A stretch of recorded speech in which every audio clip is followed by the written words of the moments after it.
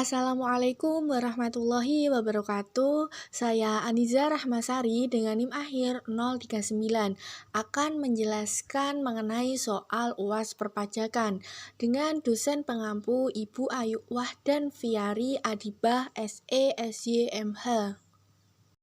Soal yang pertama, jelaskan apakah yang dimaksud dengan pajak final dan berikan analisis saudara dari sisi kebijakan. Apakah alasan diterapkannya pajak final ini? Jawabannya, pajak final adalah sebuah konsep perpajakan yang mana proses penagihannya dilakukan secara penuh pada periode atau masa transaksi itu terjadi yang diatur dalam UU PPH Pasal 4 Ayat 2 untuk berbagai transaksi dan juga Pasal 26 untuk pendapatan yang diterima wajib pajak luar negeri. Peraturan ini diterapkan karena alasan kesederhanaan dan kemudahan dalam administrasinya. Dilihat dari objek PPh yang dikenakan, umumnya objek PPh tersebut terkait dengan transaksi yang cukup likuid, jual beli saham, bunga deposito, ataupun objek yang membutuhkan kemudahan dalam sisi perpajakan, seperti jual beli tanah, bangunan, dan sewa bangunan, yang mana transaksi ini terkait dengan seluruh lapisan masyarakat. Alasan lain kenapa diberlakukannya kebijakan pajak final ini dimaksudkan untuk memberi kemudahan bagi wajib pajak yang menerima atau memperoleh penghasilan dari usaha dengan peredaran bruto tertentu untuk dapat melakukan perhitungan, penyetoran, dan pelaporan pajak penghasilan yang terutang. Soal yang kedua, Bejo memiliki usaha dalam bidang perdagangan alat elektronik dengan merek dagang E-Motion. Mulai tahun 2010, Bejo mengajar kewirausahaan di sebuah universitas. Siti bekerja sebagai PNS di Dinas Kabupaten. Sebagai wajib pajak yang baik, Bejo telah terdaftar sebagai wajib pajak dan memiliki NPWP. Data anggota keluarga yang menjadi tanggungan Bejo dalam tahun 2010 adalah sebagai berikut. Siti atau istri lahir 15 Februari 1980. Aminah anak kandung lahir 4 Juli 2004. Rahmat anak kandung lahir 11 Maret 2008. Indah anak kandung lahir 6 Maret 2010. Slamet adik ipar lahir 25 Mei 1995. Lanjutan soal. Berikut adalah laporan laba rugi komersial tahun buku 1 Januari 2010 sampai dengan 31 Desember 2010 dari usaha Bejo. Selain dari penghasilan di atas, selama tahun 2010, Bejo juga mempunyai penghasilan lain sebagai berikut. Dividen sebesar 50 juta yang diterima atas saham yang dimiliki Bejo pada sebuah perusahaan yang didirikan bersama rekannya, PT Kosambi. Kepemilikan Bejo di PT Kosambi sebesar 30%. Yang kedua, honor sebagai pembicara seminar kewirausahaan di Kementerian UKM sebesar 5 juta, dipotong pajak sebesar 15%. Final karena bersumber dari APBN. Yang ketiga, gaji honor dosen yang diterima dari Universitas Mulia sebesar 15 juta, dipotong pajak sebesar 5%. Yang keempat, istrinya bekerja sebagai PNS di Departemen Pertanian dan memperoleh penghasilan sebesar 5 juta per bulan dan pajak yang telah dipotong sebesar 2.058.000 untuk tahun pajak 2010.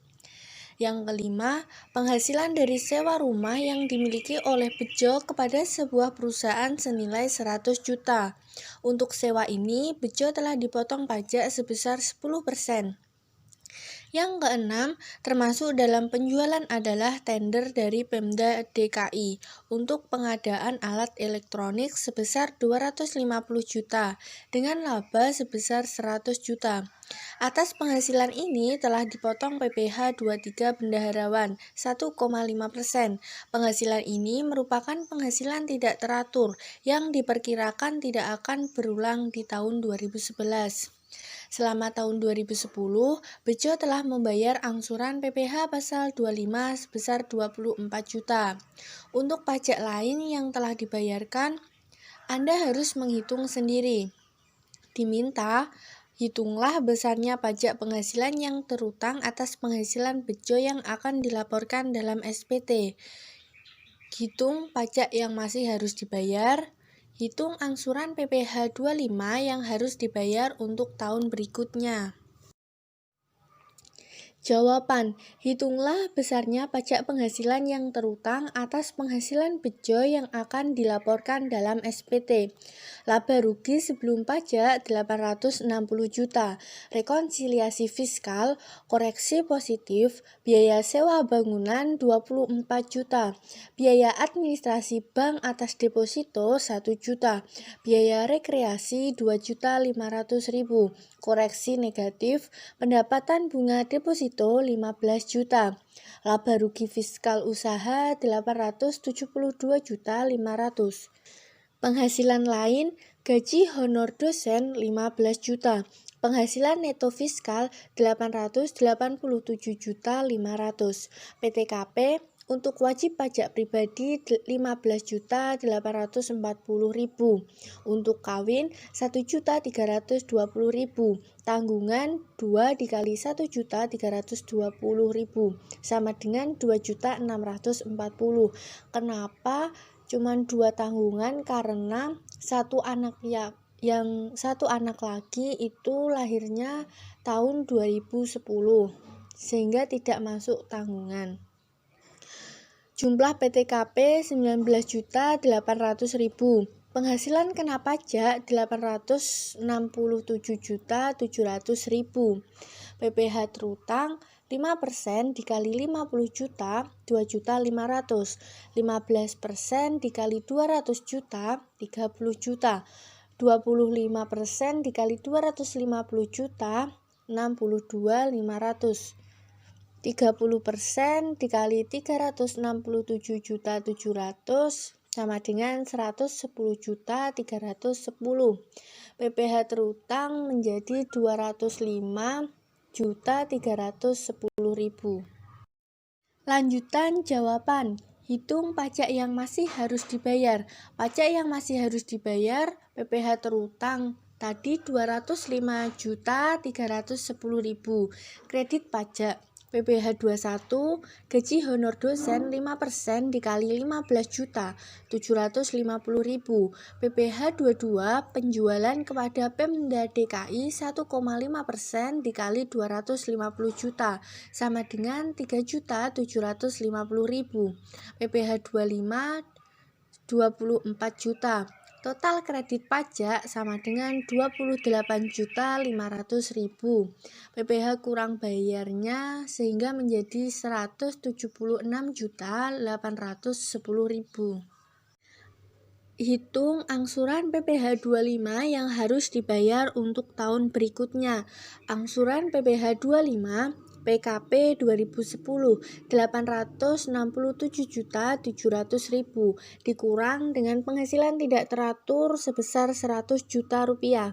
Penghasilan kena pajak teratur 767.700.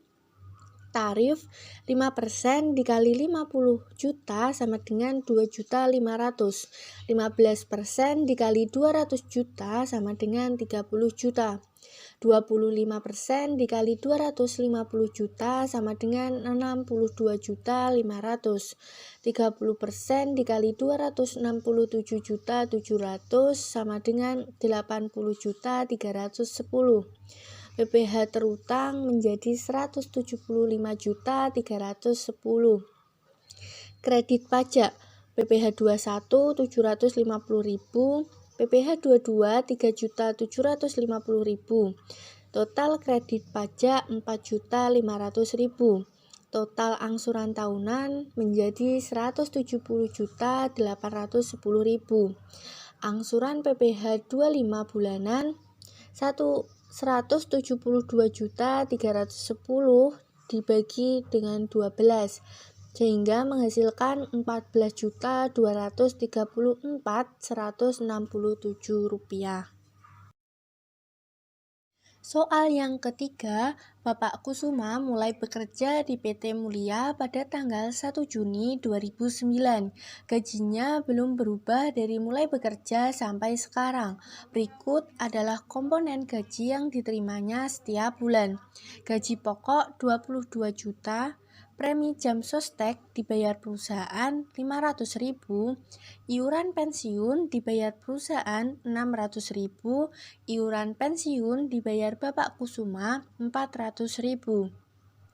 Bapak Kusuma telah menikah, istrinya bekerja di tempat lain, jumlah anak 4 orang. Sebagai seorang manajer, Bapak Kusuma mendapatkan uang tunjangan pembelian mobil senilai 7 juta dan tunjangan pembelian rumah sebesar 6 juta setiap bulannya. Selain itu, Bapak Kusuma juga mendapatkan fasilitas satu buah BlackBerry senilai 5 juta untuk menunjang komunikasi beserta biaya langganan yang dibayarkan oleh perusahaan. Untuk tagihan bulan Desember 500.000. Pada bulan Desember, Bapak Kusuma menerima bonus sebesar 50 juta. Hitunglah jumlah PPh 21 yang harus dipotong perusahaan atas gaji dan bonus yang dibayarkan kepada Bapak Kusuma di bulan Desember 2010. Jawaban penghitungan PPh 21 atas gaji. Gaji pokok 22 juta, tunjangan mobil 7 juta, tunjangan rumah 6 juta, premi jam sostek dibayar perusahaan 500.000, penghasilan bruto sama dengan 35.500.000, biaya pengurang. Biaya jabatan 5% dikali gaji pokok. Gaji pokoknya 22 juta, sehingga menghasilkan 500.000. Karena biaya jabatan itu maksimal 500.000 per bulan. Iuran pensiun dibayar sendiri 400.000. 500 ditambah 400 sama dengan 900.000. Penghasilan neto per bulan 35.500.000 dikurang 900.000 sama dengan 34.600.000. Penghasilan neto per tahun 7 dikali 34.600.000 sama dengan 242.200.000. 7 ini diperoleh dari 1 Juni sampai dengan 31 Desember sehingga menghasilkan 7 bulan. PTKP untuk wajib pajak pribadi 15.840.000. Untuk kawin 1.320.000. Tanggungan 3 anak 1.320.000 sama dengan 3.960. Tanggungan maksimal itu 3 orang. Jumlah PTKP 21.120.000. Penghasilan kena pajak sama dengan 221.080.000. PPh terutang 5% dikali 50 juta, 2.500.000. 15% dikali 171.080.000, 25.662.000. PPh terutang 28.162. PPh 21 untuk 1 bulan 2.346.833. Lanjutan jawaban. Penghitungan potongan PPh 21 atas bonus. Gaji pokok 7 bulan dikali 22 juta sama dengan 154 juta. Tunjangan mobil 7 bulan dikali 7 juta sama dengan 49 juta. Tunjangan rumah 7 bulan dikali 6 juta sama dengan 42 juta. Premi jam sostek dibayar perusahaan 7 bulan dikali 500.000 sama dengan 3.500.000. Bonus 50 juta. Penghasilan bruto setahun 298.500.000. Biaya pengurang, biaya jabatan 7 bulan dikali 500, 3.500.000. Iuran pensiun 7 bulan dikali 400.000, 2.800.000. 3.500.000 ditambah 2.800.000 sama dengan 6.300.000. Penghasilan neto setahun 298.500.000 dikurang dengan 6.300.000 sama dengan 292.200.000. PTKP 21.120.000. PKP sama dengan 271.080.000. PPh terutang 5% dikali 50 juta sama dengan 2.500.000. 15% dikali 200 juta sama dengan 30 juta.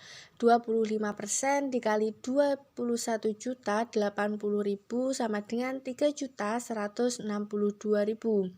PPh terutang atas gaji dan bonus setahun 35.662.000.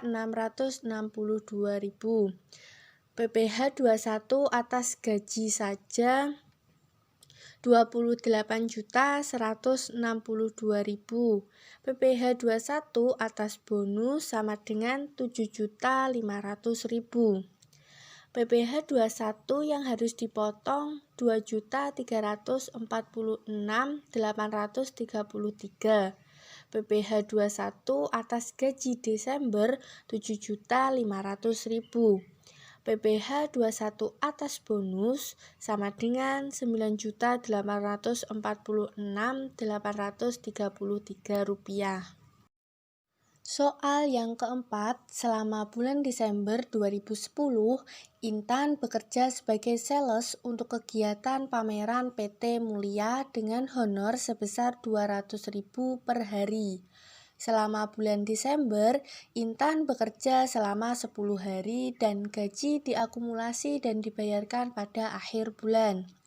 Tita diminta untuk membantu mengerjakan dekorasi untuk kegiatan pameran dengan upah borongan sebesar 1 juta yang diselesaikan selama 4 hari kerja. Hitunglah PPh 21 yang dipotong dari honor yang diterima Intan dan Tita. Jawaban: perhitungan pengenaan pajak yang dibayarkan Intan. Penghitungan PPh 21 atas upah yang dibayarkan di akhir bulan. Upah bulan Desember 10 hari dikali 200.000 sama dengan 2 juta. Penghasilan neto per tahun 12 dikali 2 juta sama dengan 24 juta. PTKP untuk wajib pajak pribadi 15.840.000. Jumlah PTKP 15.840.000. Penghasilan kena pajak atau PKP 24 juta dikurang 15.840.000 sama dengan 8.160.000. PPh terutang 5% dikali 8.160.000 sama dengan 408.000. PPh terutang 408.000. PPh 21 yang dipotong bulan Desember sama dengan 34.000. 34.000 ini dari 408.000 dibagi dengan 12. Lanjutan jawaban. Perhitungan pengenaan pajak yang dibayarkan oleh Tita. Upah borongan sehari 1 juta dibagi dengan 4 sama dengan 250.000. Upah sehari di atas 150 atau batas PKP. PKP sama dengan 250.000 dikurang dengan 150.000 sama dengan 100.000. Upah borongan terutang pajak 4 hari dikali dengan 100.000 sama dengan 400.000. PPh 21 terutang 5% dikali dengan 400.000 sama dengan 20.000 rupiah. Soal 5. Mr. Smith bekerja sebagai konsultan perusahaan selama 3 minggu di bulan Desember dengan gaji 3.000 USD. Kurs yang berlaku adalah Rp9.000 per 1 USD. Smith menikah dan memiliki 2 orang anak. Hitunglah PPh 21 yang dipotong dari honor yang diterima Mr. Smith. Jawaban, Mr. Smith masih dikategorikan sebagai wajib pajak luar negeri yang membawa namanya sendiri saat bekerja di PT Mulia sebagai konsultan, sehingga atas gajinya dikenakan potongan PPh pasal 26 secara final sebesar PPh pasal 26 terutang 20% dikali 3.000 USD dikali Rp9.000 per USD-nya sama dengan Rp5.400.000. Soal yang keenam, PT Arif Jaya yang bergerak di bidang perdagangan barang-barang elektronik dan lainnya melakukan pengadaan barangnya, antara lain dengan melakukan impor sendiri. Perusahaan telah memiliki angka pengenal impor atau API dan selama tahun 2010 melakukan transaksi sebagai berikut. 1. Melakukan impor 200 set komputer dengan harga kos termasuk freight dan insurance sebesar 1.300 US dollar per set. Bea masuk yang ditetapkan adalah 20% dan pungutan pabean lainnya sebesar Rp20 juta. Kurs Menku Rp9.500 per US dollar dan kurs BI sebesar 10.100 per US dollar. Yang kedua, menjual 15 set televisi kepada Pemda Jakarta senilai 30 juta. Ini belum termasuk PPN. Yang ketiga, menjual barang elektronik untuk kebutuhan kantor PT Bagus Studio yang baru berdiri seharga Rp55 juta, termasuk PPN. Yang keempat, memperoleh fee dari jasa pemasangan peralatan komputer dari PT Taruna sebesar Rp11 juta. Yang kelima, membayar jasa manajemen kepada Mr. Brown, warga negara Inggris sebesar 15.000 US dollar, kurs Menku Rp10.000 per US dollar, dan kepada Lembaga Manajemen Indonesia sebesar Rp20 juta. Yang keenam, membayar bunga kepada Bank BCA sebesar Rp15 juta, Hong Kong Bank Cabang Jakarta sebesar Rp20 juta, Bank of Singapore sebesar 100.000 US dollar, kurs Menku 9.000 per US dollar, dan PT Material Jaya sebesar 10 juta. Yang ketujuh, membayar audit fee kepada KAP Mega Mendung sebesar Rp100 juta. Yang kedelapan, membayar biaya sewa atas alat berat sebesar Rp80 juta kepada PT Adhikar. Yang kesembilan, membayar dividen kepada para pemegang sahamnya dari keuntungan tahun sebelumnya. Besarnya dividen adalah Rp5.000 per lembar saham. Jumlah saham beredar adalah 300.000 lembar saham. Pemegang saham perusahaan adalah Insinyur Wibawa sebanyak 10.000 lembar saham, CV Abadi sebanyak 30.000 lembar saham, PT Safari sebanyak 75.000 lembar saham. Yang ke-10, mengasuransikan gedung yang dimilikinya ke perusahaan asuransi yang berbeda yaitu ke Loya Insurance di London dengan membayar premi sebesar Rp500 juta setahun dan ke PT Asuransi Kita sebesar Rp200 juta setahun.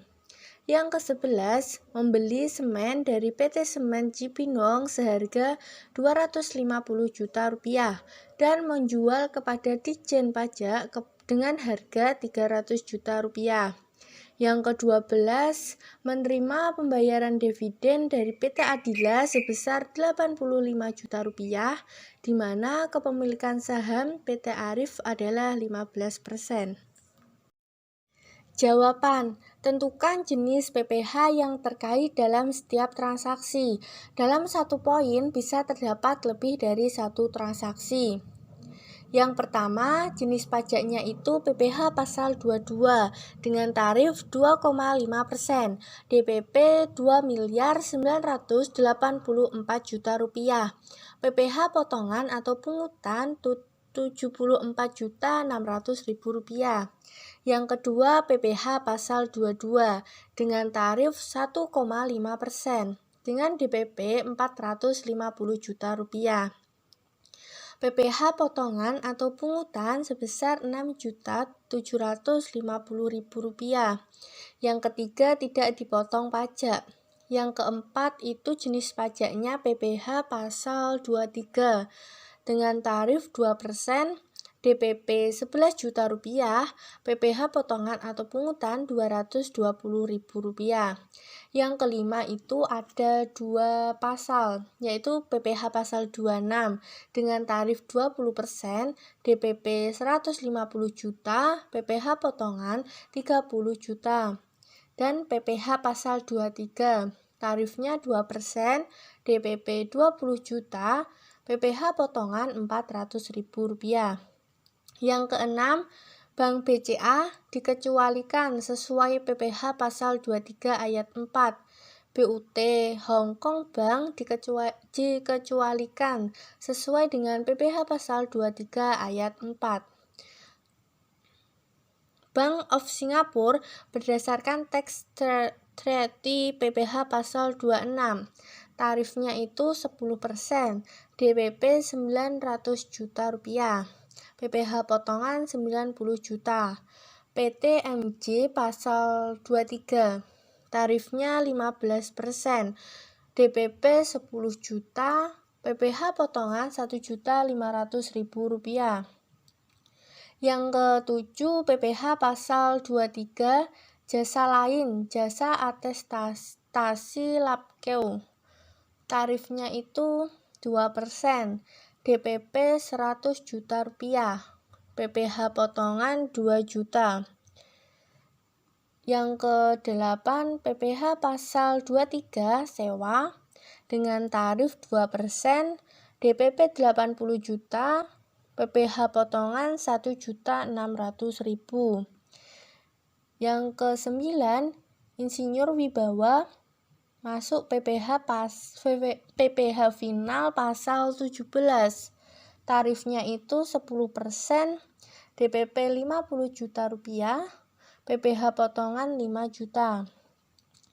Yang seva abadi PPh pasal 23, kepemilikan saham 10%, tarifnya 15%, DPP Rp150 juta, PPh potongan Rp22.500.000. PT Safari bukan objek pajak, pasal 4 ayat 3, kepemilikan sahamnya 25%. Yang ke-9, Insurance Co. London PPh pasal 26, tarif 20%, DPP Rp250 juta, PPh potongan Rp50 juta. Yang PT Asuransi Kita itu tidak dipotong pajak. Yang ke-11, pembelian semen PPh pasal 22, tarifnya 0,25%, DPP Rp250 juta, PPh potongan Rp625.000.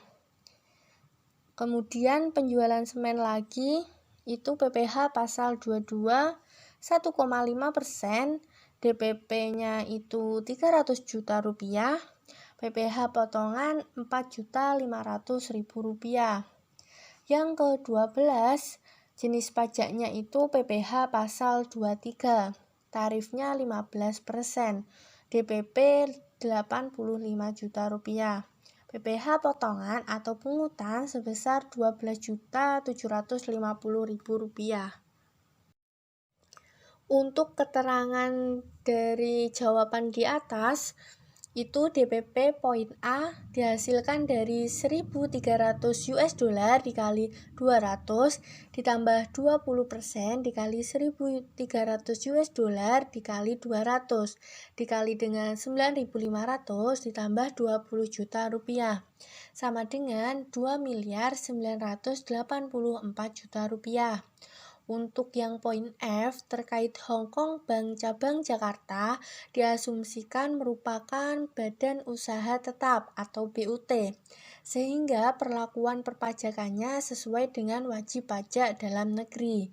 Untuk poin F terkait bunga yang dibayarkan ke Bank of Singapore mengikuti tax treaty antara Indonesia dan Singapura, yang menyatakan bahwa pengenaan pajak di Indonesia tidak boleh melebihi 10% dari penghasilan bruto. Pada penerapannya, tax treaty memiliki posisi yang lebih tinggi dibandingkan UU PPh. Dalam kasus ini terkait PPh pasal 26 yang mengenakan tarif 20%. Untuk yang DPP poin J itu dihasilkan dari 50% dikali 500 juta rupiah sama dengan 250 juta rupiah. Perusahaan langsung membayarkan premi ke perusahaan asuransi luar negeri, sehingga atas premi tersebut dikenakan potongan yang DPP-nya dapat dihitung sebesar 50% dari jumlah premi. Demikian penjelasan mengenai soal UAS perpajakan. Mohon maaf apabila saya ada kesalahan kata. Wassalamualaikum warahmatullahi wabarakatuh.